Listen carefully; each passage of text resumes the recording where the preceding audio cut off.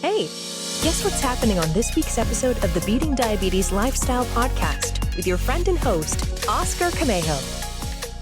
We all know that what we eat affects our health. Unfortunately, despite having that knowledge, some people still struggle when it comes to making better food choices and living an overall healthy lifestyle. Now, why is that? To help me answer that question, joining me on this week's episode of the Beating Diabetes Lifestyle Podcast is my special guest, Jamie Pope. She's a registered dietitian, nutritionist, and licensed dietitian nutritionist. She comes with a wealth of knowledge in the nutrition education space and so forth. Jamie is a co-author of Nutrition for a Changing World, second edition. You know, when I first began learning about nutrition to improve my own health, I stumbled across Jamie's work. And I will tell you this, I have learned so much about how the body works and how nutrition affects our bodies, even when it comes down to weight loss. In fact, some of the insight I share from time to time on this podcast actually comes from things that I've gleaned from learning from Jamie's research. So in today's episode, Jamie and I discuss what eating healthy really means in light of today's food choices. We even talk about carbs versus calories and what we should know. We also talk about the link between poor health and poor nutrition and why prioritizing nutrition is so critical, folks. And you know, we also talk about how better nutrition and certain lifestyle changes may help in reversing type 2 diabetes and other chronic illnesses. You know, folks, we covered so much practical information in this episode that we went about an hour and a half. That's right, of discussing so much. Matter of fact, every time Jamie and I talk, we just go on and on about just things that are happening in society when it comes to nutrition. And we talk about better health. It's always a great conversation. So that's why I wanted to have her on the show. So if you want to watch the full episode on YouTube, be sure to check the show description on whatever platform you listen to this podcast so you can go ahead and watch the episode online. So for now, stick around to hear the rest of today's episode, giving your body what it needs for weight loss and better health with Jamie Pope. Let's go.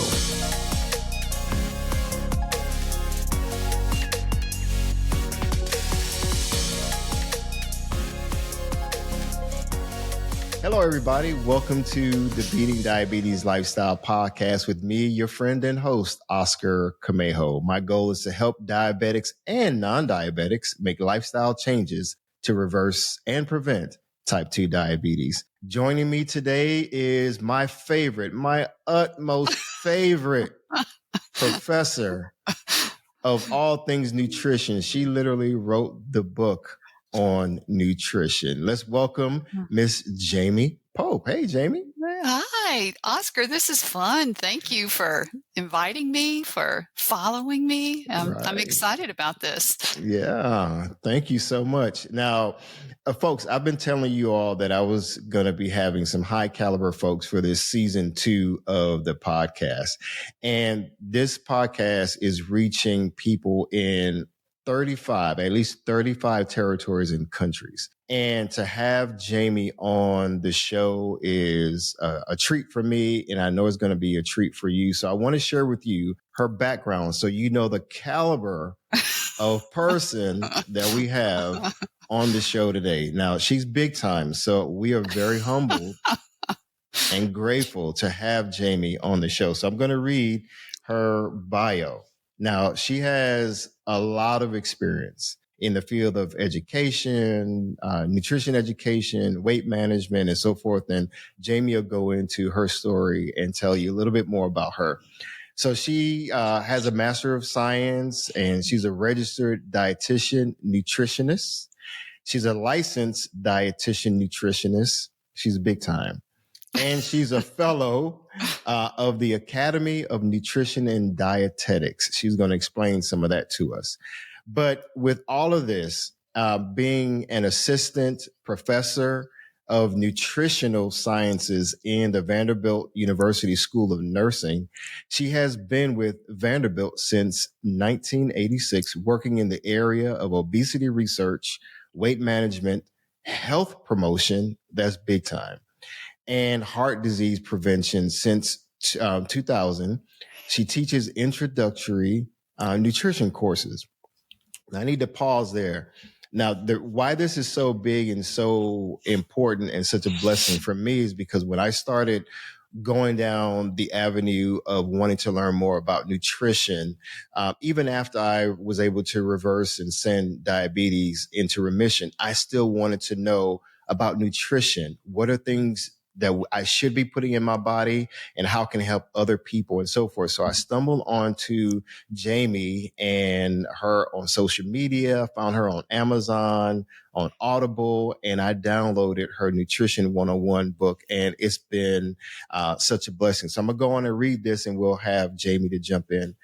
Based on her professional and scholarly contributions, she earned the status of Fellow of the Academy of Nutrition and Dietetics in 2017.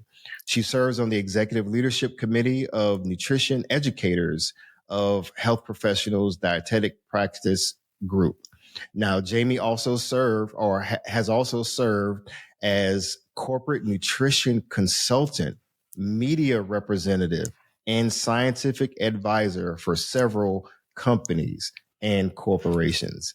Hey, Jamie, that's a lot. You've done a lot. Yeah. I've had a few decades to do it in, so it's been a good run. I love what I do. Right. Awesome. And I love the people I get to work with. Yeah, and it comes out in what I've heard on your social media and even listening to your courses and so forth. And one of the reasons that really intrigued me about Jamie's story and just her passion for education is she's very practical, folks. I'm telling you, she's very practical. She's very knowledgeable. She likes to say she doesn't like to give her opinion. She gives you facts, very evidence-based. And I love that about her because, with so many things that are being promoted these days in the health and nutrition space, it's good to know that you have somebody who's, committed to just giving people practical information that they can actually use and build a lifestyle around health and nutrition. So thank you again, Jamie, for being with us. Oh, thank you for having me. Yeah. So, Jamie, tell us a little bit about yourself. How did you even start down this road of nutrition? Well, pretty accidentally, actually. When I think back on what really prompted my interest in nutrition and just even considering nutrition was in high school, being assigned to do a survey, and you could pick anything you wanted. It was actually an English class, and I chose what people ate for lunch. Not that I really even cared that much then, but I had to do a survey. And I went to an all-girls school at the point, and we had no cafeteria that year. We were eating out of vending machines that had soups and sandwiches, but also had other items in these vending machines. And at the end of the survey, I found the two most commonly consumed foods at lunch were Cheetos and Milky Way bars. Wow. Doesn't mean people weren't eating other things, but those came up number 1 and 2. Right. And in writing up the implications for that survey, I'd never really thought about balance. I never really thought about vitamins and minerals. I mean, it just kind of was what it was. I didn't really consider the implications of consuming those kind of foods as a core to your diet. Right. And then I remember soon afterwards sitting at the dinner table and my mom putting a plate in front of me that had, I think I still remember, like pork chops, mashed potatoes, succotash, a roll, and a little side. This is the 70s, a fruit cocktail, wow. right out of a can. Right. And looking down at that and having like literally this epiphany of, oh, that's why we eat meat and starch and vegetable and fruit and bread. Nobody thought about fiber or anything back then. Right. So that was kind of the beginning of actually noticing. Mm-hmm. And I think also you have to consider the 70s, and at the time being female, I guess Right. males too, but just weight conscious and, people skipping lunch in efforts to control things. I mean, just all the crazy practices too probably Right. played into it. And then going to college and thinking I had to pick a major and Okay. looking in the catalog and seeing a course on vitamins and thought, that looks pretty good. Oh, Um, wait, there was an entire course just on vitamins? yeah, it was within the nutrition curriculum. Oh, So, oh wow. yeah, Got you. vitamins, minerals. I mean, all the, Mm-hmm. minutia of all the Right. details when you got a Right. degree in nutrition. And so Right. when I say I accidentally fell into it, I think that's the Mm-hmm. case. But, began to really get passionate about it and enjoy both the science of nutrition, but also, like you mentioned, the practical application that is actually Right. about food too, that we Mm. eat and need and revolve our lives around in a lot of ways. Wow. So with that, what made you decide to just hone in on, like, you know what, I want to actually teach this? How did you get into diabetes education itself? Well, as a registered dietitian nutritionist, many people, particularly back then, started in hospital positions Uh-huh. as clinical dietitians. And I worked as a dietitian for quite a few years early in my career in the hospital setting. With a variety of different type of patients. I ended up kind of focusing more on cardiac and cardiology based Really? patients, and then also some obesity practice, lipid control, all those kind of things. So I was in that, and inherent in that is education. Mm. When patients were discharged from the hospital, they had certain, quote, diet orders that were given. And the Mm. dietitian's role was to give them, at the time, we just handed them brochures, and very doubtful many of them were able to do much with that. But, Wow. going on in the clinical setting. And then when I came to Vanderbilt, um, I was able to get into a little different angle. It was not a Mm-hmm. hospital setting. It was more a university or community setting, Right. doing health promotion with Vanderbilt faculty and staff, just trying to teach positive lifestyle behaviors. Right. And then in 2000, again, just kind of falling into a position where a nutrition instructor at the university retired, Mm. and I was asked if I had interest in teaching.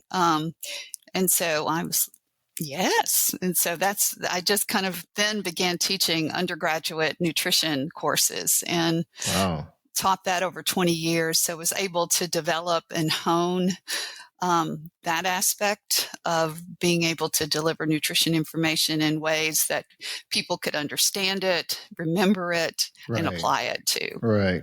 So when I listened to the Nutrition 101 course Mm-hmm. that I found on Audible, I told you, in our previous conversation that I listened to that at least 3 times.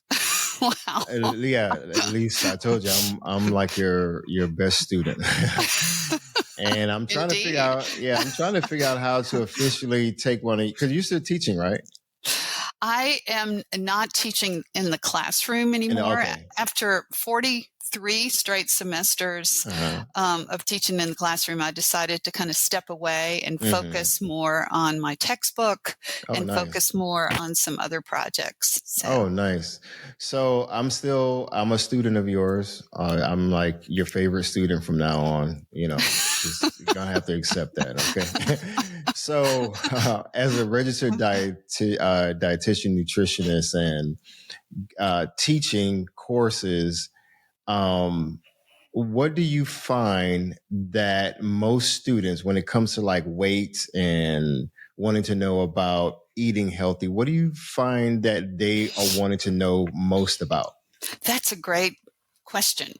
And the first assignment I gave for literally probably 15 of the 20-something years I taught was the first assignment they had was to submit one diet or nutrition question they wanted addressed during the semester. Mm-hmm. And I have thousands of these questions from my undergrads. And they reflected what was trending, intermittent fasting, keto, sometimes they would ask these questions like, what is a healthy diet? Which okay, I'm glad we have a semester to address that.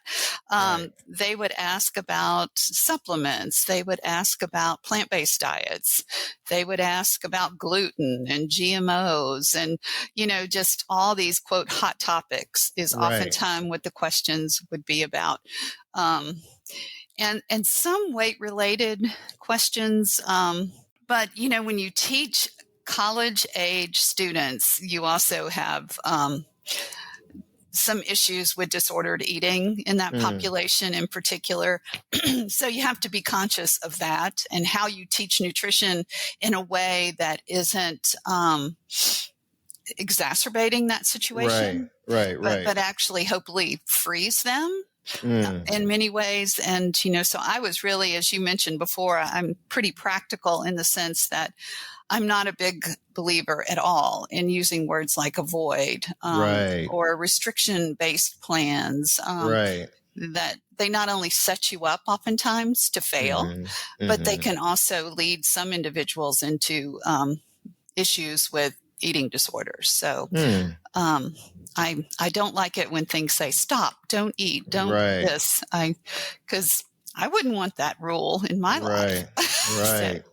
And I'm glad you said that because it was so interesting when people started noticing that, hey, Oscar's really big into nutrition and, I'm posting a lot of content about, healthy choices and so forth. You had some people who were like, I don't want to be eating bird food all the time, and I don't want to just be eating salads. Salads are boring. I remember one person on TikTok, I did a TikTok video talking about the importance of remaining hydrated and drinking water. She flat out said, I'm not going to do that. Water is boring. I was like, I had the same mentality, but, and so I gave some practical, tips of how to flavor your water without, with natural fruit or, cucumber, and stuff like that. So that's interesting. Yeah, you're right. And with water, just as a side note, I remember sharing with my students about a study in kids that went to camp and they assessed their hydration status when they arrived. And then, and most were dehydrated to some degree, even arriving in camp. Sorry, my glasses are fogging up on me. So that's okay. I'm going to just clean them up. Okay. They, for the next 3 days, one day they gave them all water to drink. One day they gave them Gatorade and one day they gave them flavored water and looked at the level of hydration and how much they drank. And it went like Gatorade number 1. They drank the most Gatorade, number 2, flavored water, and number 3, water. So, I think you're right. I think people, if you just say cut out all sodas, cut out all this, and just drink water, you're going to turn a lot of people off. You kind of got to find a way to, keep it appealing and realistic. So, that makes sense. That's a good point, though. And that makes sense. When I was looking at your book, and for my audience, I want them to know, and I want them to get this book if they're really interested in learning more about, nutrition science and just, even though it's a textbook, it actually is very, very practical. I've learned a lot from this book. I reference it often, when I'm doing my own personal research and research when I'm talking to others. So it is the Nutrition for a Changing World. It's the second edition. You have to get this book. I know she co-authored it with Mr. Stephen Nazilski. Yes. Right? And he is a nutrition biochemist. Oh, wow. Whereas I'm, a registered dietitian nutritionist with lots of teaching experience. And he's taught as well. So that combination, I call him Steve, my science guy, because, he keeps my facts checked and he does the pathways and all the enzymes and those things that are like, to me. But yeah, it's great. And you were mentioning the textbook is from Macmillan Learning, and then Right. in partnership with Scientific American. So Mm. it takes a journalistic approach. So Mm. every chapter is the science is weaved into a story. So Right. we chose stories for every chapter and worked with science writers and all kinds of things to make it more readable and engaging. Right. And a lot of graphics and pictures too, just to kind of, make the information a little more relevant and Right. interesting. But, and I Yeah. apologize, textbooks are not cheap. Right. So, I apologize in advance on the pricing. Um, but, But it's worth it though. because, well, they're, if people realize what goes into writing a textbook, Right. and literally the hundreds of people that are involved from start to finish to Mm-hmm. production, Mm-hmm. you and it's different than a lot of books. Right. It's on the market. Textbooks are very Right. unique. And even like the section, like I have several favorite sections. The one on carbs, I've read that I don't know how many times. The macronutrients, the vitamins, knowing the difference between water soluble vitamins and the minerals and all of this stuff. So when she's talking about illustrations, look at this, folks. I mean, it's high quality graphics, and I'm a marketing person, graphics person. And of course, I'm not just here pushing a book, just any book. You guys know I'm very honest. I don't have people on here just talking about supplements and just buy this and you're going to lose weight in like 20 seconds. I don't believe in that. But I do recommend her book, and I kind of want to get into some of the topics in the book, because when you talk about people who are wanting to be more health conscious, whether they have type 2 diabetes or not, weight is a big issue that a lot of people are concerned about, and because Jamie has experience in weight management, Jamie, I really want you to help us to understand, what are some of the links between a poor health and poor nutrition? Well, diet. Let me step back a moment. Sure. When people say, "What's a healthy diet?" Right. One of the ways that it was framed was in a position paper from the Academy of Nutrition and Dietetics that was really targeted more at kids, but they gave four variables or factors or points about what a healthy diet is. And the first one was a healthy diet supplies your needs, gives you your vitamins, your minerals, the things that you need for your body to work, all the processes, all the pathways, Sure. your metabolic processes, everything relies on adequate intake of certain vitamins and minerals. And, we've identified, not me, but of course, scientists and experts have identified how much we need of most of these to function. So the first one is that it supplies your needs. The second one is that it helps you attain or maintain a healthy body weight. That a healthy diet provides your needs, that it has the appropriate amount of energy, activity versus intake to attain or maintain a healthy weight.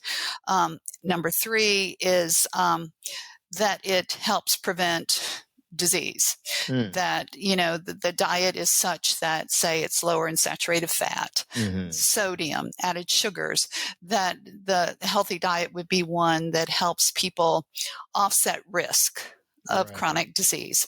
But then the fourth one, which I really appreciate, is that a healthy diet fosters an enjoyment of eating. So it's really a multi-prong.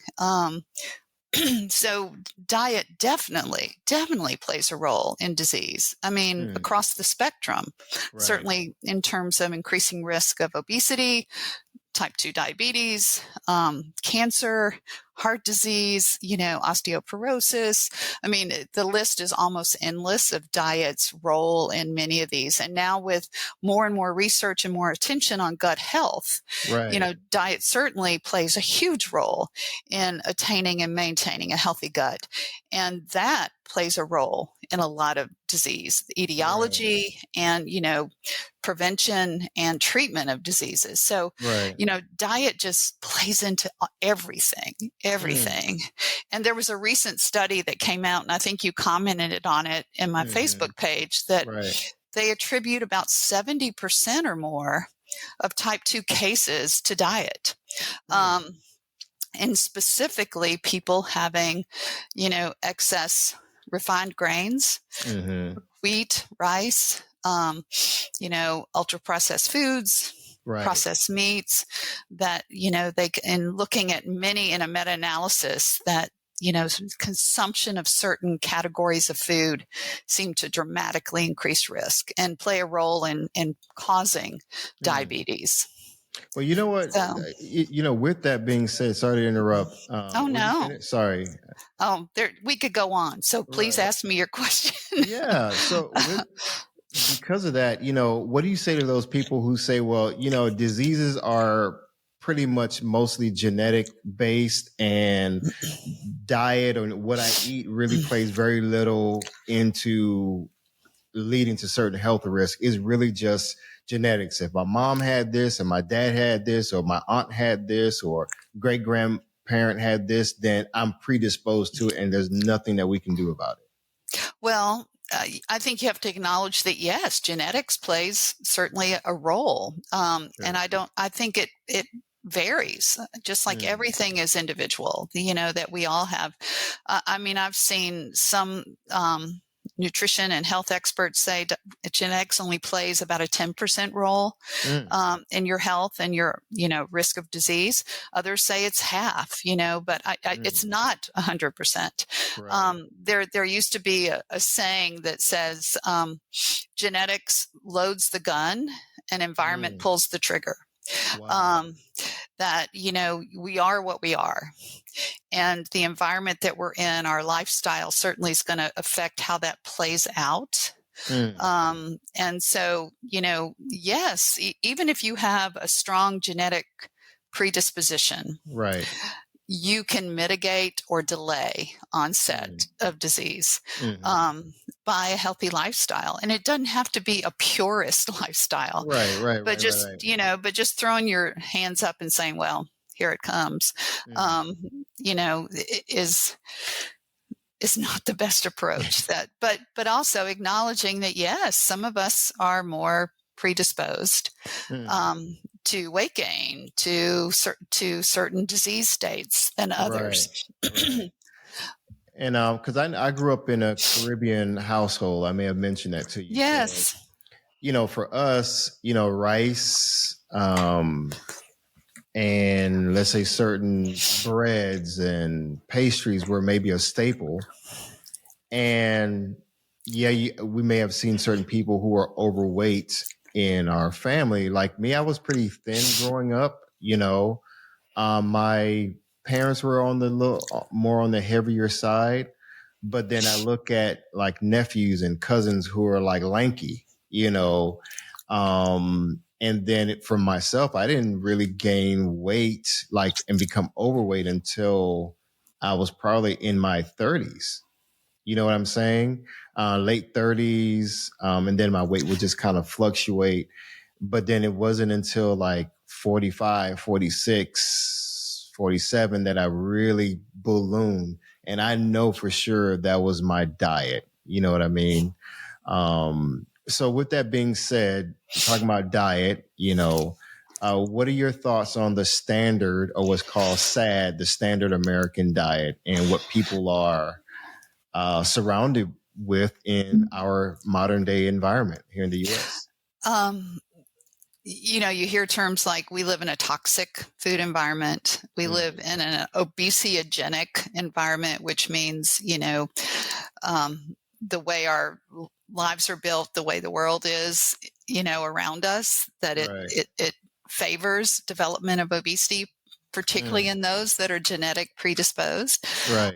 So, and if you look at the American diet across the board, we tend to eat too little of the things we're supposed to, quote, eat more of, like, vegetables, fruits, whole grains, fiber, and we tend to eat more of the things that we're advised to eat less of, Right. the sodium, the added sugars, the saturated fats, Right.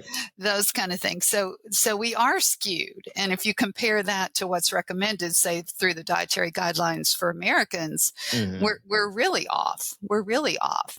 And they do healthy eating index scoring. And when you look at it across the across the lifespan, Mm-hmm. the two groups that have the highest score, and still that's in the low 60s out of 100, would be young children, like, toddler age, and older adults. Mm-hmm. And partly it's because toddlers, their parents are controlling, or they're, who's caring for them, their diet. They're not making their own choices. The lowest score is in teens, in terms of this healthy eating index, where they're taking more responsibility and making more independent food choices, often based on environment and culture and all those things. And then as people get older, they get a little more health conscious, thinking of sometimes their own mortality, and begin to make better choices. So, our diet is certainly not the best. And, we're seeing more, but yet it's not entirely an individual thing. I mean, it's when you look at, what influences what we eat, it's policy, it's the food industry, it's, availability, it's access, it's so many variables that play in, and certainly individual choice, preference, and taste play in. But we're so influenced by so much that it's a multi-level, if we want to change obesity in this country, which now I think the stats are that, over 70% of Americans are either overweight or obese. I mean, that's the norm. Our norm is overweight or obese. And, obesity levels are well into the 30%, and in some states over 40%, actually clinical obesity. So, and certainly our food environment, our food systems almost support that, in combination with, to be active takes intentional effort. That, the typical, if you don't try, you can be very sedentary in this world. You have to, be on, and you almost have to be intentional as well with your diet. And that doesn't mean rigorous. That doesn't mean, where it's so hard, but it does take intentional choice. Because if you go with the flow in most areas of this country, that flow is not going to necessarily end up well for you. Wow.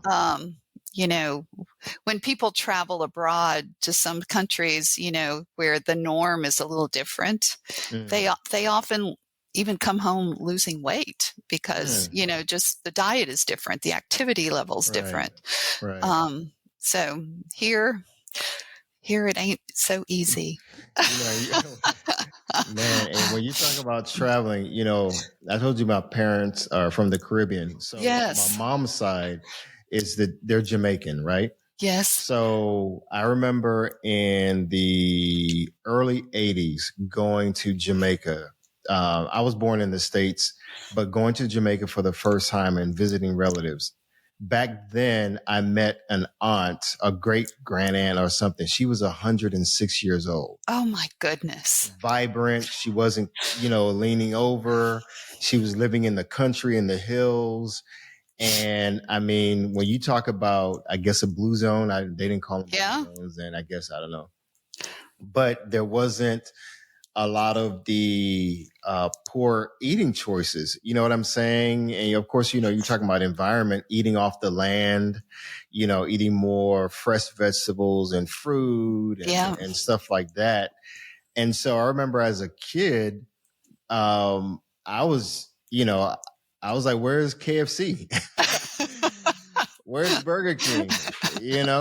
And when I found out that there was probably one KFC at the time in Jamaica, I was upset. And then when we went, it did not taste the same. I'm like, what is this? You know? But now you come here in the US, you can find KFC, Popeyes, Bojangles, all these fast food restaurants on every corner in certain neighborhoods. Yes. And in others, you know, when you talk about access, you have a Whole Foods or Sprouts, and it makes it easier to get healthier food options, you know. Yeah, yeah, they call them, now food swamps are more strongly correlated with development and maintenance of obesity states than food deserts. Food swamps are where you have an abundance of, easily accessible, restaurants, convenience stores in an area. And even having a full service grocery store in those food swamp areas doesn't necessarily change the outcome. Right. That, still you have too much. The proportion of those is too great compared because you don't have to cook. They're relatively affordable. You can get a lot for $5 at a lot of those places, you don't have to prepare and, and certainly the advertising and the ease is a big part of it. So, I don't mean to, it almost sounds fatalistic, but, but, we can do a lot. I'm a big, proponent of environmental control, and that's a strong word, or management, where you try to make your environment as conducive to your goals as you can. And it doesn't mean it has to be a purist situation, but if you don't have in your own kitchen certain things available and accessible, you're not going to eat them. And likewise, if you have a lot of the other type foods, you're going to consume them, because they're so available. Just setting up your kitchen in such a way that you're more likely to eat like you want to eat. And it doesn't mean not having the other things, but it may even mean keeping them less visible. Because you see it, you want it. So you just sometimes have to even put things behind things and make other things more visible. It was during when COVID hit and more people were eating at home and constantly had kitchen access. That was a challenge for a lot of people, because when they went to work, they didn't have continual access to kitchen or food. And then all of a sudden you just can get up and go get in the kitchen, open that fridge, open the pantry. It was always there. And, so it was one of the contributors to people snacking more often. And plus the whole aura of making yourself feel better, the comfort aspect of it too during all that. So it was kind of a recipe for weight gain for some people. And speaking of that, you actually recently put up a post about, well, it wasn't recently, but it was some time ago about pandemic living. And I believe you even put out a video which was very informative about healthy eating during the pandemic. And now, we're considered post-pandemic in certain respects. However, the effects of the pandemic is still there on mental health and even diet choices, because you do have more and more people who are working from home and opting to stay at home. Yes. So how would you like to speak into that, even for people who are working from home? You talked a little about your home environment and making it more conducive for healthier eating options. Can you elaborate a little bit more? Well, I think stock your kitchen with foods you enjoy, but maybe aren't so energy dense, to snack on, and try to stay on schedule as much as possible. It's when you're even for me, when I'm home all day long, it's hard to have actual meals. You end up just kind of grazing throughout the day, and you lose track. Not that you have to count everything or follow, but you kind of lose track. And it also can kind of mess up your body's regulation of its own hunger. That when we eat on a fairly regular schedule, your body kind of aligns with that in terms of giving you hunger signals and things. Right. So if you graze all day, you never really allow your body to get hungry. Right. And you can end up eating sometimes substantially more for some people less actually, but others substantially more. So trying to stay on a schedule, stocking your kitchen in such a way with things that you enjoy. And, when I, was many years ago when I lived by myself, I would, if I bought a carton of ice cream, that was a danger. I mean, because who could eat at the time? The serving size was like a half a cup, which was pretty pitiful. That was really hard to portion control.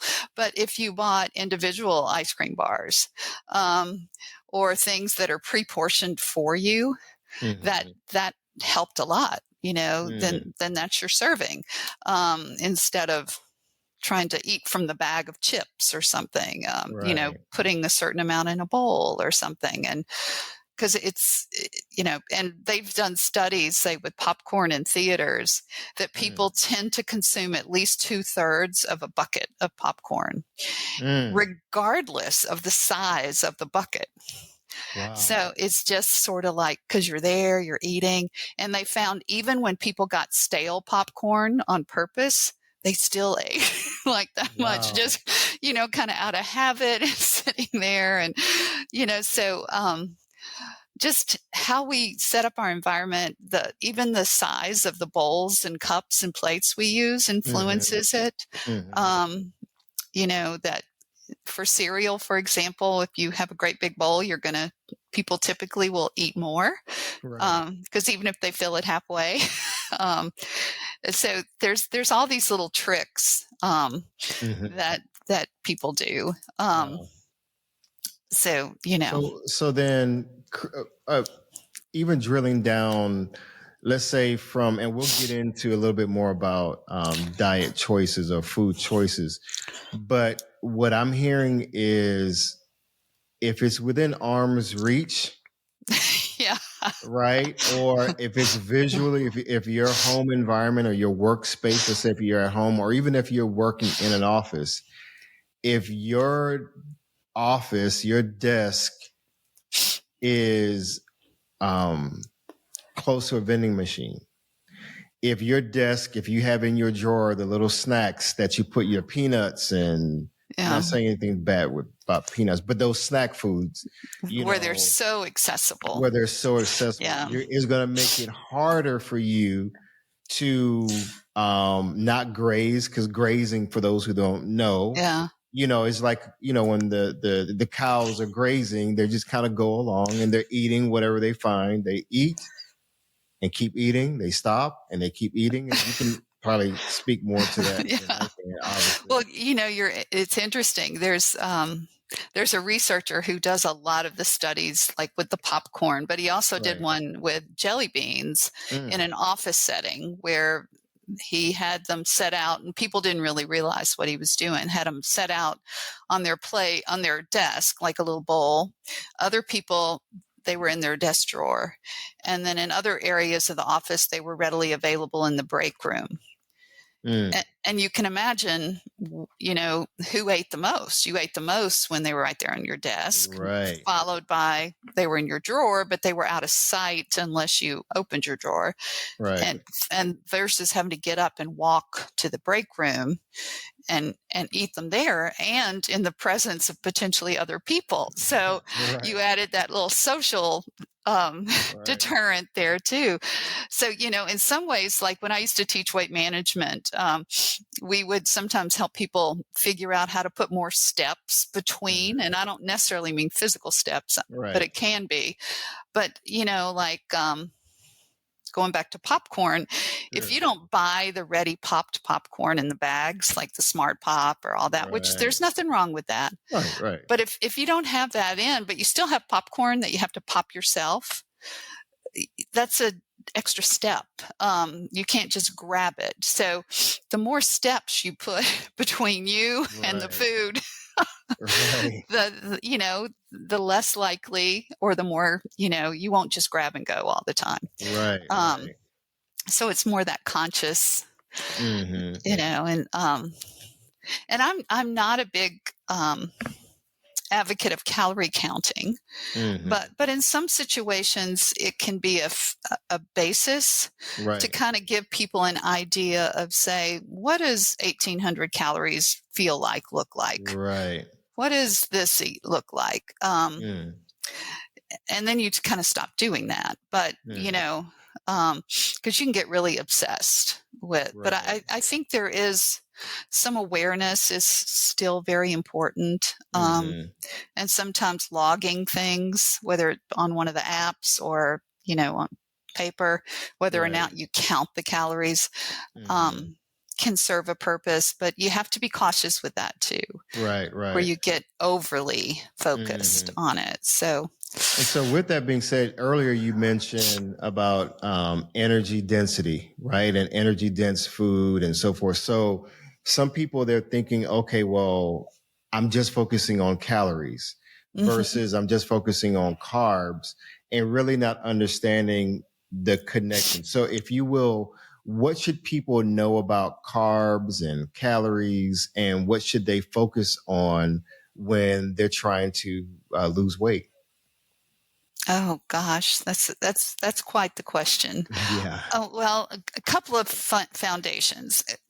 Calories are not created equal, and we are increasingly realizing calories in versus calories out doesn't always mathematically add up to the weight loss that people are expecting. That there's so many factors and variables that come into play. When you look at energy density, which I mentioned earlier, fat has the highest energy density, which means, and that's not to say healthy fats aren't a very important part of our diets, but fat has 9 calories per gram of weight. So it's very dense. Protein and carb average about 4 calories per gram. So fat adds up quicker in terms. And the other thing with fat, if you think about it, it doesn't add bites to your diet. So if you fry a piece of chicken, you get the same number of bites as you would if you baked it. If you fry potatoes, you get the same number of bites as if, they were baked or boiled. If you, add salad dressing to a salad, which, salad dressing is pretty high in fat. I'm not saying it's bad, but you don't get more bites out of that salad. When you add butter and sour cream to a baked potato, you don't get more bites. When you add mayonnaise to a sandwich, you don't get more bites, because fat really doesn't have much volume. It's more of a flavoring almost. So in the, when I first started working in Vanderbilt in the 80s and 90s, we used a low-fat approach in weight management to help people reduce overall energy intake, calorie intake, by reducing fat with less focus on calories. The problem with that was people began abusing carbohydrates, that they found pretzels were 0 fat. Non-fat frozen yogurt was 0 fat. Many of your cereals are 0 fat. So they began over-consuming those. And that's not the answer either. So I don't think you need to focus just on fat. You don't need to focus just on calories or just on carbs. But I think it is the quality of those carbs, the quality of those fats. Like, we need healthy fats. We need the monos, the polys. We need the omega-3s. We need healthy fats. And carbs, quality carbs, are the ones that tend to be higher in fiber, have more nutrition per serving, so to speak, and to reduce the amount of the refined type carbohydrates. Your qualities would be your non-starchy vegetables, your whole grain breads, cereals, those kind of things. Your your legumes, your, root vegetables, all those kind of things tend to be more your quality carbs. So carbs are not a villain. They provide glucose for our brain. They fuel us. And a diet that's low in carbohydrate tends to naturally be higher in fat, because you make up the calories somewhere, or higher in protein. So I would say that for me personally, if I had to advocate for one approach, which I don't think there is just one approach, but I would say something that employs the energy density as the foundation, is because you can, if you choose foods that are lower in energy density emphasize those. It doesn't mean you don't have the others, but emphasize low energy dense foods. You can eat more for less. Right. And I think that is, I want to eat more.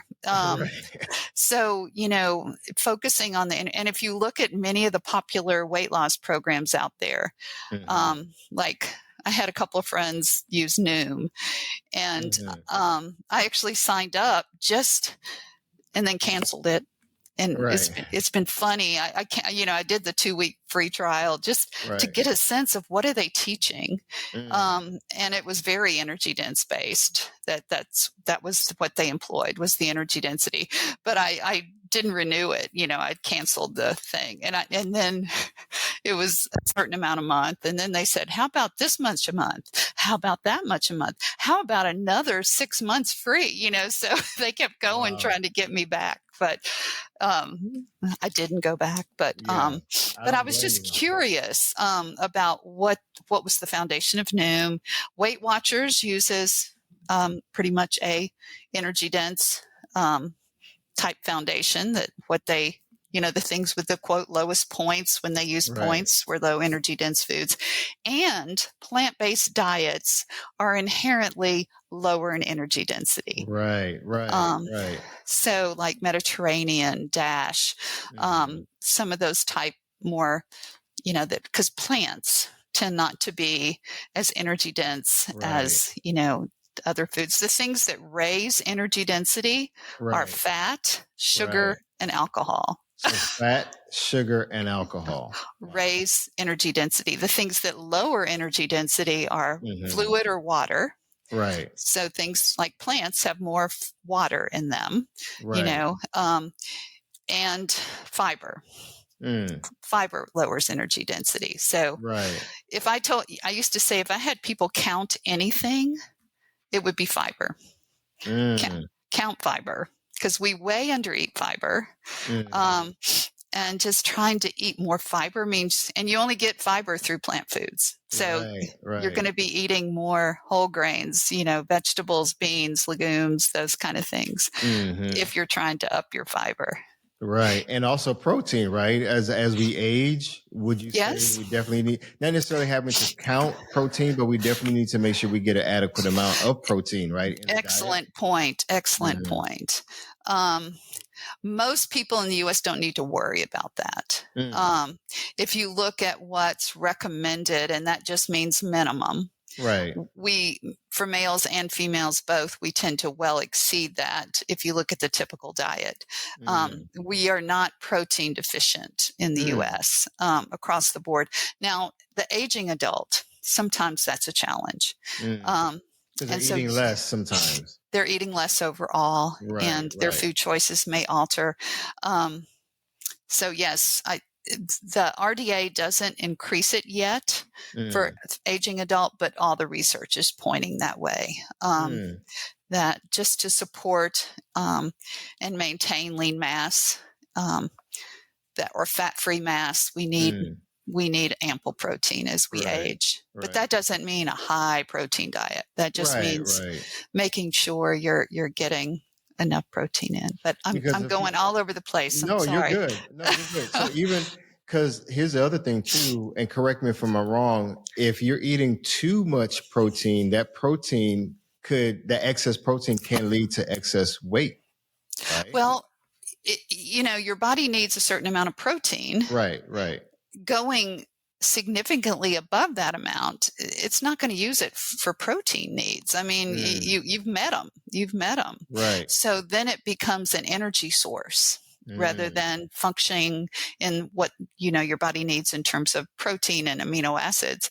And yes, it can contribute to the energy pool. So excess intake, if it's above your whole day, like if you're consuming consistently more than your energy needs, then excess protein can, it does go through different pathways, and it's your body, it's a little more expensive for your body to use certain macronutrients for energy and depositing as fat than it does some of the other ones. So, there's a lot that goes into it, but, So with that being said, okay, I get people who ask me, okay, Oscar, I'm going to the grocery store. How do I start? And I know we've kind of talked to, bits and pieces here or there, about how to start. You have people again who are looking at, okay, I need to count carbs or count calories. And a lot of folks like me at the time, I rarely ever looked at the back, of a food product, and I'm in marketing. So all I did was focus, on the front. If there was a health claim, okay, yeah, great. A lot of people shop by what's on the front of the packaging. But can you talk, more about the food labeling and what things we should really pay attention to when we're making healthier choices or food choices? Well, again, it's going to kind of depend on people's goals and such. If you look at what people typically look at first, is calories. Most people look at calories first, even though most of them, if you ask, wouldn't know what their daily needs are. So they don't know the context of those calories. They just think the lower the better, and so that's not necessarily always true. You can get overwhelmed if you try to look at all the numbers, and most people don't even know how they play out. Like sodium is in the hundreds or the thousands. Cholesterol's oftentimes single digits or around, so where does that come from? So, that DV value, that daily value that's next to it, is kind of telling you what percent that food contributes to your daily value. And in some points, the daily value is like your goal that you want to reach. In other ones, it's kind of like, don't go over this. Like if something says this contributes 30% of your daily value of dietary cholesterol or saturated fat. That doesn't mean you want to keep eating more so you can get to 100. That just means, so, it's kind of set up in sections, in terms of things to eat more of and things to eat less of. I look at fiber a lot. Serving size is kind of important to note. The revised food label that was revised several years ago, they bolded calories. Made it bigger too. Bigger and bolded, and they changed some of the serving sizes to be more realistic. Like they changed ice cream from half a cup, which was the standardized amount, to 2/3 cup. So some people said, "Oh, my ice cream got more calories in it," and it's because it's telling you what was more typical of consumption, instead of the half cup. They took away percent calories from fat off the label because people weren't really using that value. So, I mean, I hate to sound so vague. There is a big push now to do more front of package, like you mentioned, labeling, where it identifies foods that are higher potentially in sodium, added sugar, saturated fat, and identifying foods that are provide, say, more fiber or more of certain vitamins and minerals.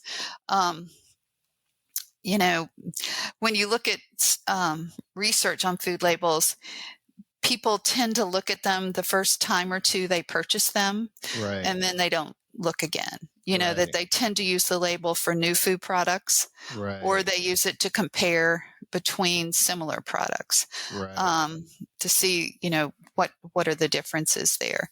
Mm-hmm. I wish we had, and this may be coming at some point, more point of purchase or like grocery store shelf education for Mm. people. There was a program called NuVal that was out for a while that ranked Mm-hmm. food based on 35 parameters and gave it Okay. a score between 0 and 100. Like blueberries and salmon had high Mm. scores. White Okay. bread had like a score of 10, Right. and you could see its NuVal score. And it didn't mean you didn't eat the lower scores. It just means you emphasized the ones Right. with higher scores. But that kind of went away. Mm.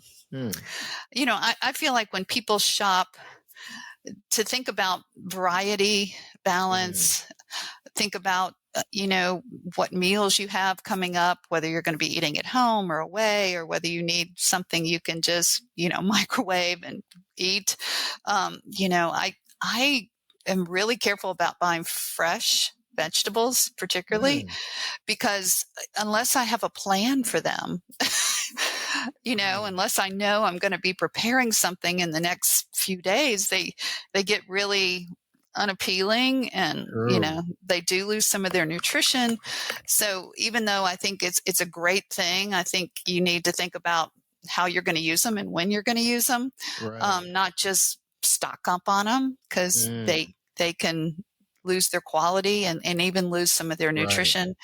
I'm a big frozen vegetable person. I mean, my freezer is Mm. full of frozen vegetables because Mm. they actually are packaged the day they're harvested. So they Right. retain a lot of their inherent nutrition, um, where they're not going from the field to a distributor, from the distributor to the store, Mm. from the store to your refrigerator.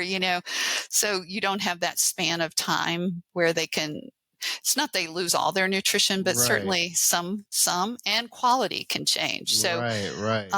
I love frozen vegetables. I've always felt I should work for Green Giant or one of those companies, because Right. that it's a core in our household. Mm. And even canned vegetables, Mm.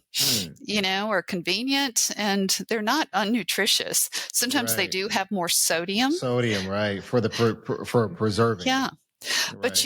you can also buy the lower sodium varieties, True. or you can rinse quite a bit of that off. Mm. So if you run like a can of canned green beans under your in a strainer, you can take off about almost 50% Right. of the sodium.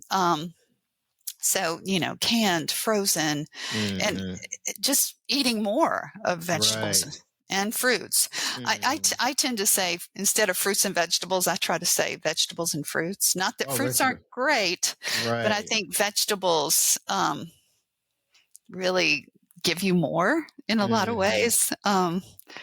So not to say don't eat fruit, but Right. Right. and do eat fruit, but Right. I like vegetables. that.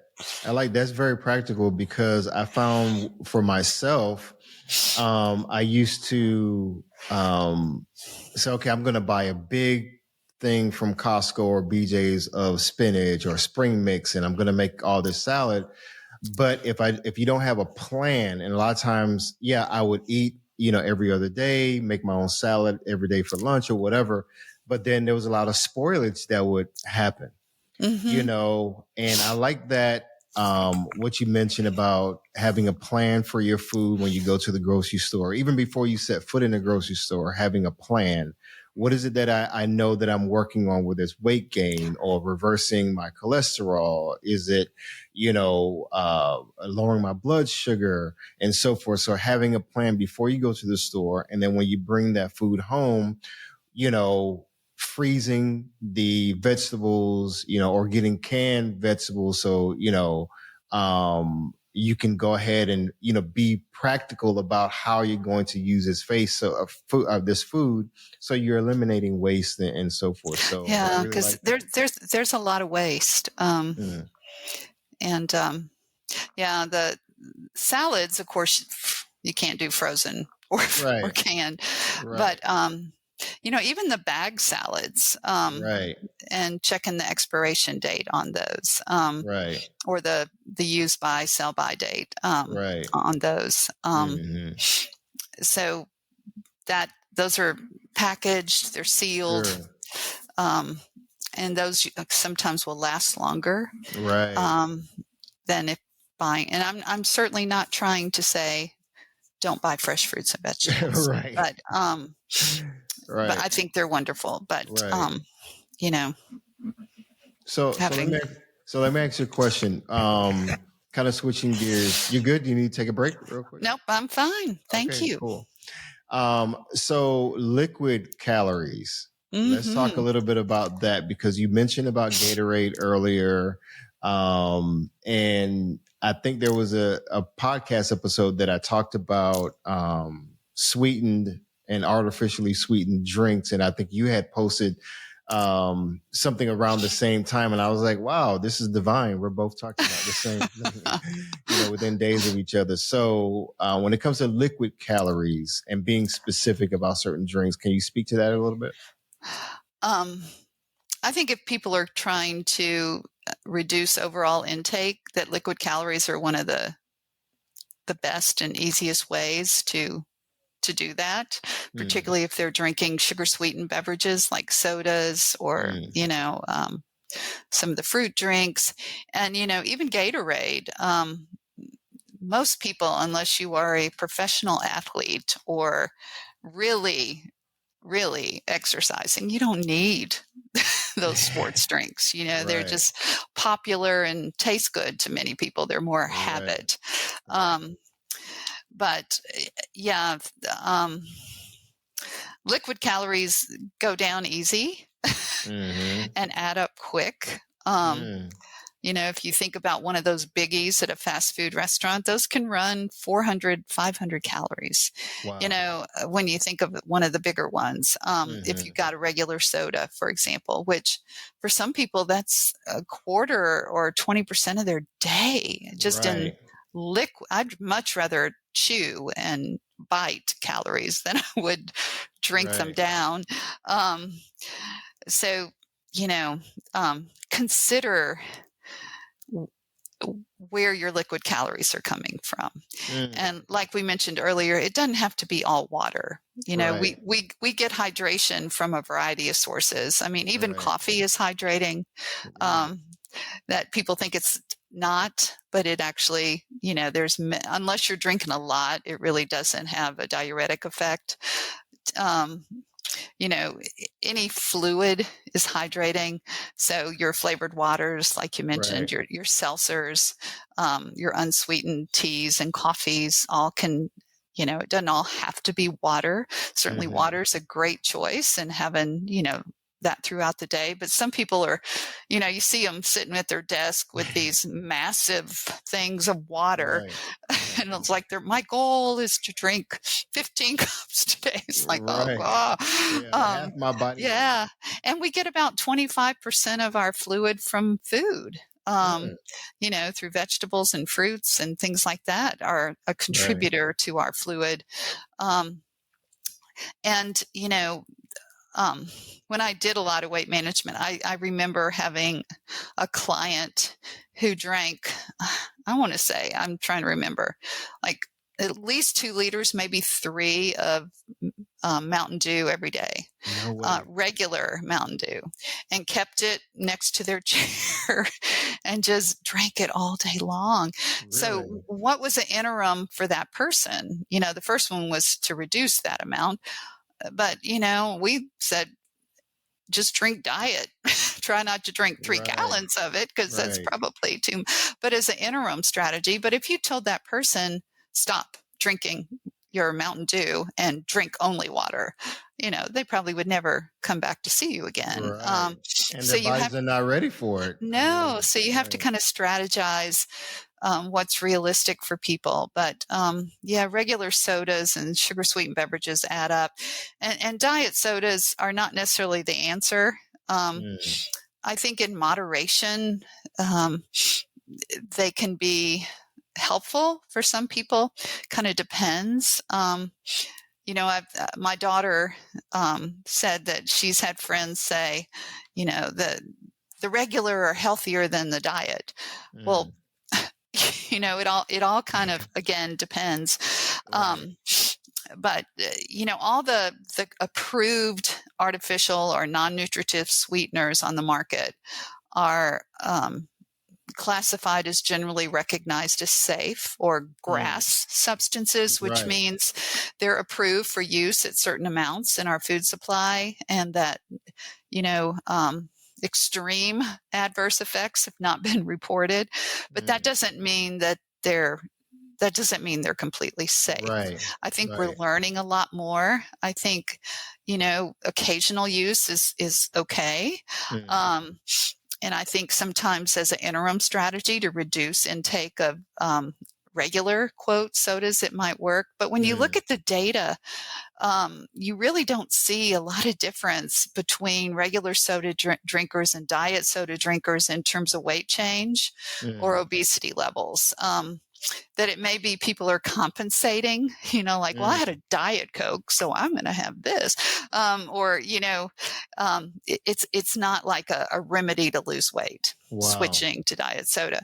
The other thing, and I would demonstrate this in my classroom, I would often ask, does anybody have a Diet Coke in the class? And I would have an apple with me. And somebody would raise their hand, or a Diet Pepsi, whatever. And if you are exercising or you just eat an apple, it's pretty sweet. But if you drink diet soda, and then you take a bite of that apple, it tastes bitter because you're comparing the threshold has changed. So sometimes, wait. Sorry, what's going to taste bitter? The apple, because you're comparing it to that intense sweet of the diet soda. Right. So, if you pair an apple with a diet soda, the apple ain't going to taste that great because, the diet soda. So it can, diet sodas and even regular sodas can change your taste threshold where you don't taste the sweetness that's naturally in other foods.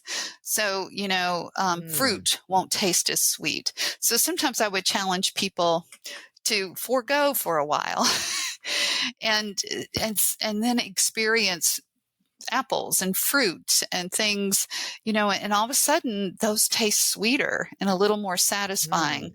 But, we just kind of change our threshold by these very concentrated sweet things, where other foods just don't naturally taste sweet. Like carrots are naturally sweet, apples are naturally sweet. Right. But if you paired them, that doesn't sound appealing to me at all. A diet soda, right. If you have a diet soda, people mostly would reach for Doritos or crackers, something salty. Anyway, that's just.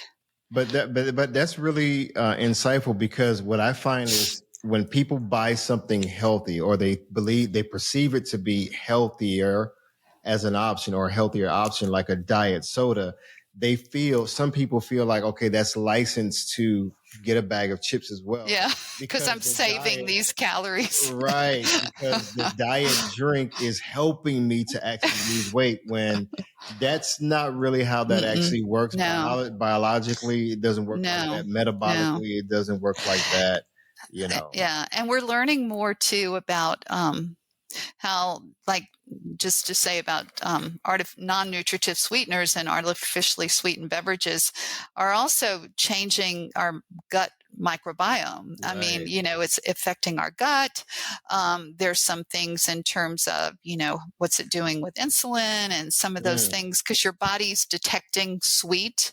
And so what's happening inside? So, I think the message is it's good to not to moderate those, just not have a lot, or avoid them and have other type beverages. But, I admit, sometimes a Diet Coke on ice sounds amazing to me. I just, sometimes it's just like, yes, I just want a Diet Coke over ice. And I don't have them every day. I don't even necessarily have them every week, but I also don't have it on my forbidden list. Right. that sometimes it's just really good. So Right. And I think I like what you said earlier, the it depends on where a person is in their journey, right? You have some yes, people who, yes. like how it was for me, I was 268 pounds and I wanted to reverse type 2 diabetes, but I didn't know about reversing it. I knew that I wanted to eventually get off meds one day. My doctor said, hey, you need to start losing weight, start taking insulin shots, take this metformin pill. You also have high blood cholesterol. You're dealing with all these other things. So I knew deep down that I needed to make a change for me. And the more I started researching nutrition and I started realizing, okay, that's what empty calories mean. That's what, vitamin deficiency can lead to. So I'm like, you know what? I want to start putting in my body things that my body can actually use for fuel, I healthier like that options. perspective. Yes. So rather than just go with it from this perspective, I'm like, what is it that my body actually needs? So it made it easier for me to switch from the lemonades, the sweet teas. It didn't happen overnight. It took a while, but I had to clear out my environment. I had to stop going to the smoothie place to get a 32-ounce drink that I thought was a healthy meal replacement, but it was just a sugar bomb. But I didn't know that. I didn't know about that Yeah. until I started educating myself more and more. What is my body supposed to do? What does my body look like on sugar versus what it's not? So eventually being able to reverse type 2 diabetes by losing over 80 pounds. Now, I believe at some point it didn't take me 80 pounds to reverse it. At some point between 268 and 186, things really changed. And I can attribute it to cutting back on the high carbs, cutting back and even eliminating the sugary drinks. I'm a cold turkey person. I know a lot of people are not like that, but I didn't want to die and I did not want to lose any limbs. And I just hunkered down, Jamie, and I was like, I'm going to exercise. I'm going to be less sedentary. I'm going to learn as much as I can and not just have a head knowledge, but actually put a lot of this stuff into practice. And kudos to you. Kudos to you. But I think it's important too for people to know that losing 80 pounds is not always realistic, certainly, or even necessarily necessary. That you see pretty significant metabolic changes with, say, even 7 to 10% of weight change. That people can lose, say 7, 10%, and maybe find a way to stay and live there. Because it can be pretty overwhelming when you look at the magnitude of change like that you had to make, because your life now at 100 and say 80 versus at 260 is different. I mean, you're living differently, you're moving differently, you're eating differently. And if somebody's making changes, you can't go back. You can't lose weight and go back. Because if you go back, your weight's going to gradually go back up. So you have to find things you can live with and sustain, and that you're willing to do. And I remember one time at a conference, somebody saying, most people know two things they could do that would make a big difference. And just start with those, like cutting out or reducing sugar sweetened beverages, reducing portion of this, or, changing what you're snacking on at night. Just things most people know kind of what it is. And just, sometimes I say tweaking, let's just tweak. And I think that awareness, though, is huge. I mean, becoming more aware of what your choices are, what you're snacking on, the portions you're consuming, that first step, and then kind of stepping back and saying, okay, where am I willing to make a change? where, and sometimes you need to find the things that are as painless as possible. And, I think that's one reason I really appreciate the energy density approach, is because you're not restricting volume as much that way. Right. Because most people want some volume, to feel satisfied. Slowing down your eating. I mean, there's so many strategies. And one thing I did want to share too, and we've kind of alluded to this, is in nutrition, when people ask questions, usually I open almost every answer. And also as a side note, I rarely say I can answer questions. I say I can address them. Right. Because science is changing. What we're learning is changing. So to say you can give a definitive answer in this field is hard. So you can say, well, I can address that, based on what we know now. But answer is harder. But most of the time I start answers or addressing with, it depends. It depends. It depends on the base diet. Is this bad? Well, it depends, like for me, I eat primarily plant-based. It's just kind of how I eat now. It's kind of like my default, is, having a piece of birthday cake bad for me? No, because, it's in the scheme of things, no. But if I had cake every single night, after dinner, that probably wouldn't be so great, but again, it depends. It depends. So it's all in context of our overall food choices. It's all in context of our own health needs, our own activity levels, whether, it depends, plays out. But just going back to type 2 diabetes, there's been quite a bit come out in the last year looking at, not only prevention and treatment, but also survival of individuals with diabetes, and what kind of dietary choices play in. And a big one that comes up all the time is whole grains, and, reducing significantly the intake of refined grains and eating more whole grains. That some studies show by eating more whole grains, you actually see reductions not only in incidence, but in mortality.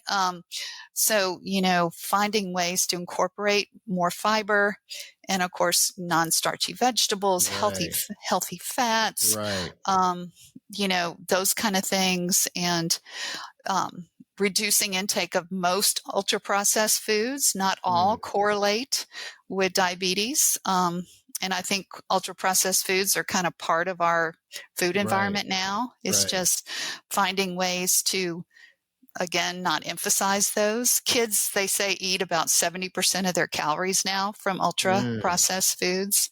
But not all are bad. I mean, frozen vegetables are processed.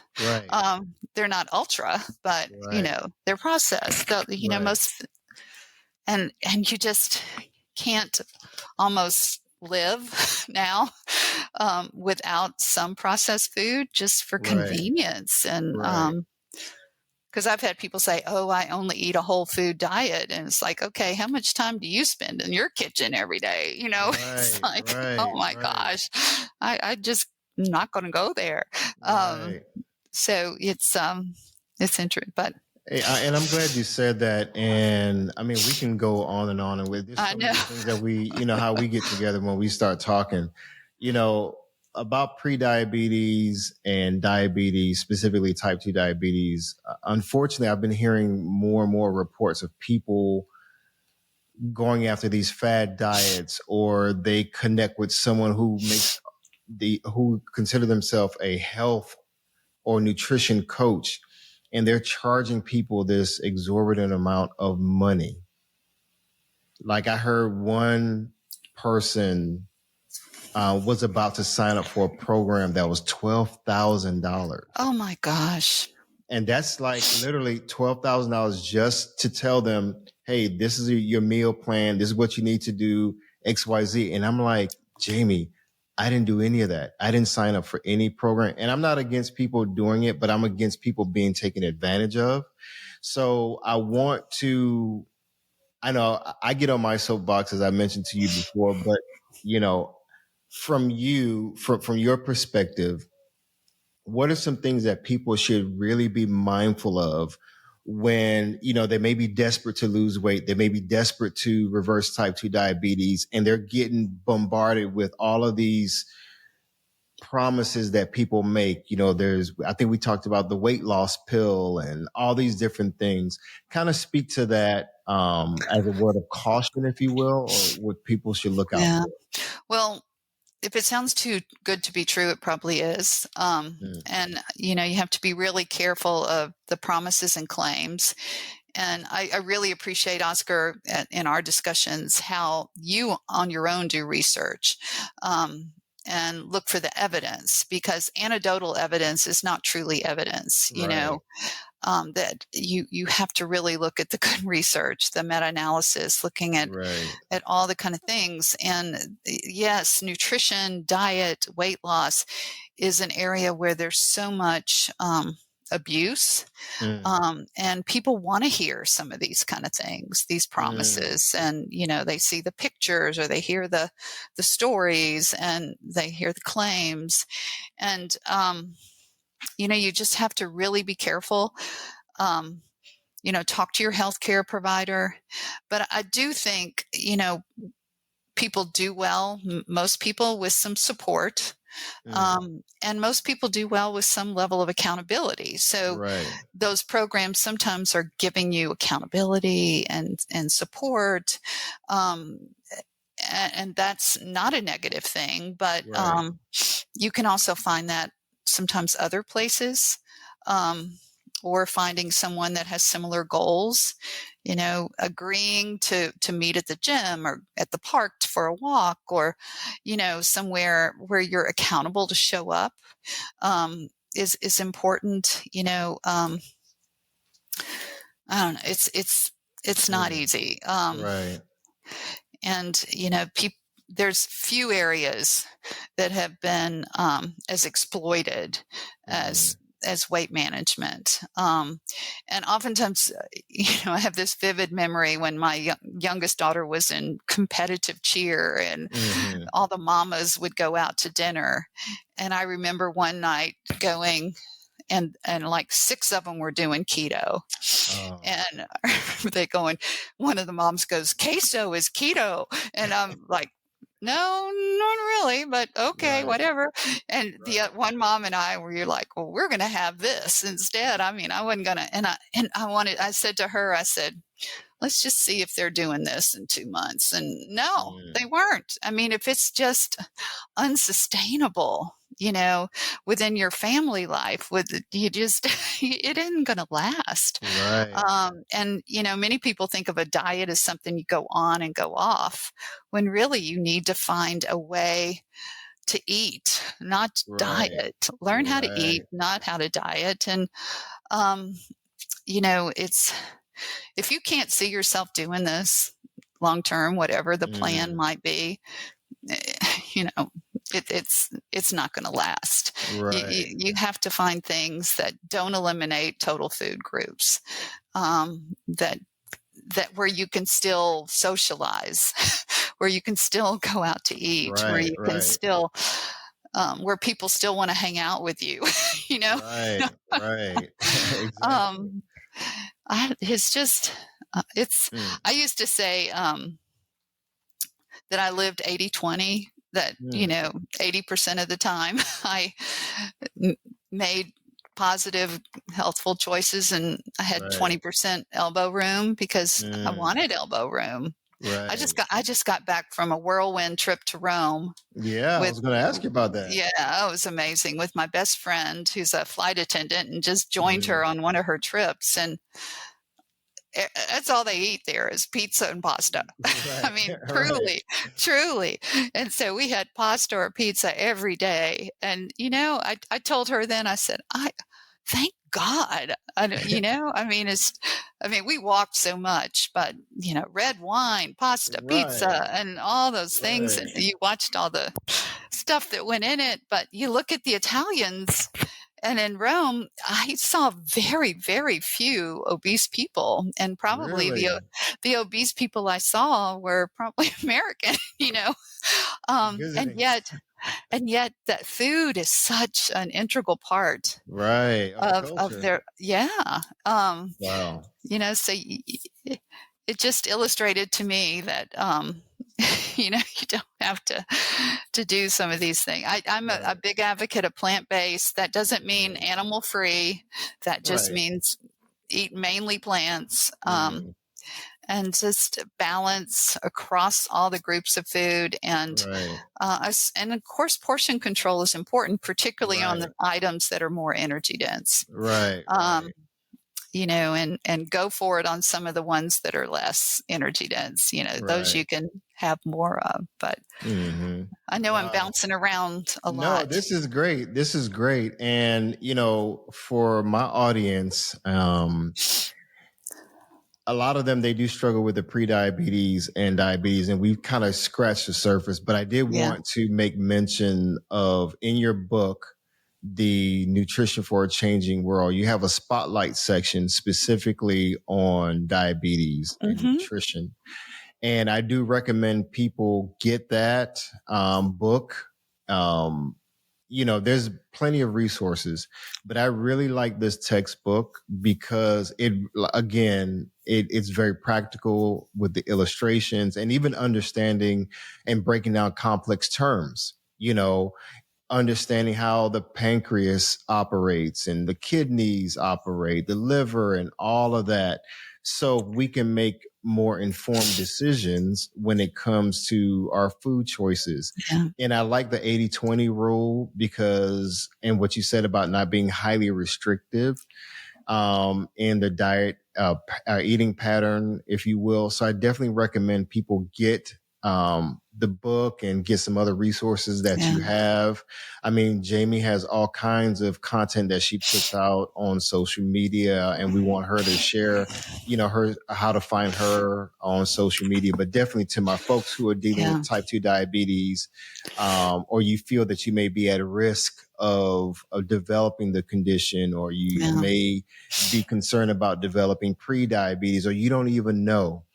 Definitely you want to go out and get checked. You want to Yes. get your blood work done, get your glucose tolerance tests done, and become more educated, become more of an informed, health conscious person, so that you can live long and feel energetic, so you can fly to Rome too, like Jamie did, and eat as much pasta you want. You know, anything else you want to share, Jamie? Um, I would love, and I'm happy to make a free PDF of that spotlight available to your listeners. So Sure. I think I shared with you the PDF, and I'm Yeah. happy for Okay. you to share that as a Okay. download for them. Okay. I'll do Um, that. it just kind of covers some basic information, and if they're interested, I do post pretty regularly. I have a educational Facebook page called Jamie Pope Nutrition Prof, that I'd love people to check out, and I try to post about things that are kind of in the news, and usually provide a Mm, link to a media story with a little context that I write up before it. So right. to the things they're reading and hearing, to kind of give them some foundation and context for that. I love it. I love it. But can I Anywhere else? come back so we can Of talk course. again? Oh, anytime. I'm telling you, you're already a regular on the show. Come on, definitely. I've been bragging about you, Jamie, to my friends. I even put a teaser out there, but that I was about to have you on the show. I mean, I just really appreciate you and just what you bring, what you've brought to the industry. You know what I mean? Because I believe you have a genuine heart, and I'm not trying to puff your head up, but I mean, you're a rock star, Oh, and you're kind. you've published books, and it's not just about publishing books just for the sake of publishing. I mean, anybody can publish a book, right? But you publish really good content that people can actually use at different stages of life. And I think that's really awesome. But yeah, definitely. There's a whole bunch of directions that we can go, Yeah. in future Sounds episodes. great. Sounds great. Yeah. What's the future hold for Miss Jamie Pope? Still doing work with the textbook, looking towards the next update on that, which is always quite involved. And, just had a meeting this morning. Textbooks are now are more and more grounded in digital content. Right. So looking at all the things we offer digitally, because so much is online now. And I have 2 daughters that keep me busy, and going on a safari with friends this summer. Wow. So yeah, I since I stepped away from the classroom, I have a little more flexibility for travel and those things, which is kind of nice, because I've been at this a long time, but I'm going to stay at it. That's why I love my educational Facebook page. It keeps me engaged too.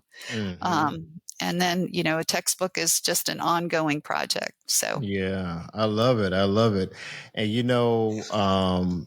Jamie, I know you didn't provide any like meal plans or anything in the book because it's more context and more text-based for education and learning. But I definitely want people to keep up with you, because you do share some ideas about, here's some things that you may want to consider when you're choosing, let's say, a healthy dessert, and so forth. I just really, really appreciate your work. I'm telling you, I'm going to keep raving about you. So. Well, I love what you're doing. So this is great. And I almost came live to Atlanta, because if I didn't get on the flight with a buddy pass, I was in Atlanta, and I was going to spend a couple days with my daughter. And I thought, well, I could call Oscar and see if he wants me to just come to the studio and do this. So, yeah, definitely. And we could do something on location too, Yeah. She's at Georgia Tech. So, okay. Yeah, awesome.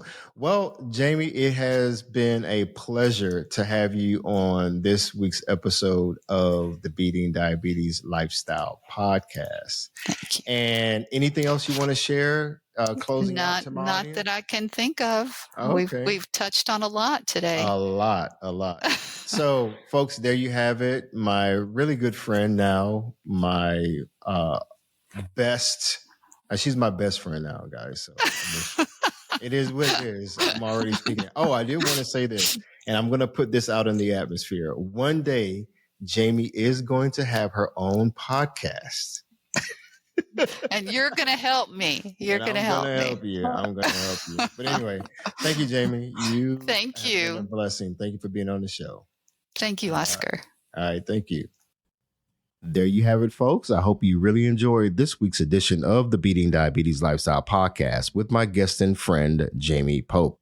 She will be joining me in the near future so we can even go deeper into the subject of nutrition and how we can all achieve optimal health. For now, and as always, stay focused, keep moving, never go back, leap forward, bounce back because you can, my friend. And above all else, remember, trust God.